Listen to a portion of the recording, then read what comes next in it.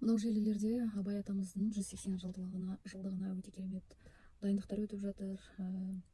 Абай атамыздың өлеңдерін оқып жатыр, ау демейтін қазақ жоқ деп мен де өз тартуымды дайындадым.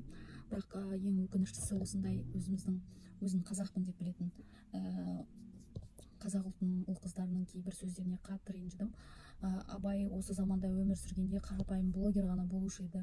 Абай деген анау еді, Абай деген мынау еді, Абай деген жалпы персонаж болмаған адам деген сияқты үндеулерді естіп жатамын. Бірақ достар, ол кісінің философиясын, ол кісінің жолдамасын, ол кісінің өлеңдерін түсіну үшін бұл әлемді тереңнен зерттеу керек. Мен өзім осы кванттық әлем мен жалпы философиялық, психологиялық әлемді зерттей келе Абайдың жолдамаларын, Абайдың сол кездегі жай-күйін, жағдайын түсіне алдым.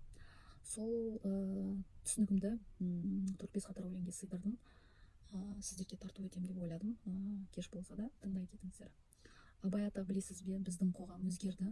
Сол кездегі сіздің айтқан сөздерді әлі күшін жоймағанын сезгендім. Мақтанатын қазақтықпен кез келді. Өкінішті өзек жарып тұрғаны, қадір тұтпай сіздей ұлы тұлғаны, пәлсапаның не екенін аңдамай, өз ауылымыздың күшіктері ұрғаны. Руханияттай асыл шексіз байлықтың не екенін ұғындырып қаймықтың, бірақ та оны кенде халық түсінбей, жүрегіммен сезініп бір қаймықтым.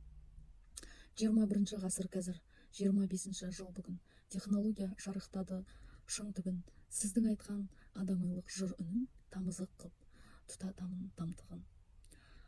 Қабыл алшы жолдамасын Абайдың, жоғалтпашы жамбылды да барлығын. 180 жыл бұрын туған асыл ұл қалай көріп біліп кеткен барлығын. Міне Абайдың әрбір сөзі, Абайдың әрбір өлеңі, Абайдың әрбір жазып кеткен нәрсесінің бәрі әлі күнге дейін күшін жоймаған. Қазіргі тілмен айтатын болсақ, әлі актуальны. Сондықтан да ол кісіні зерттей беру керек әлі де.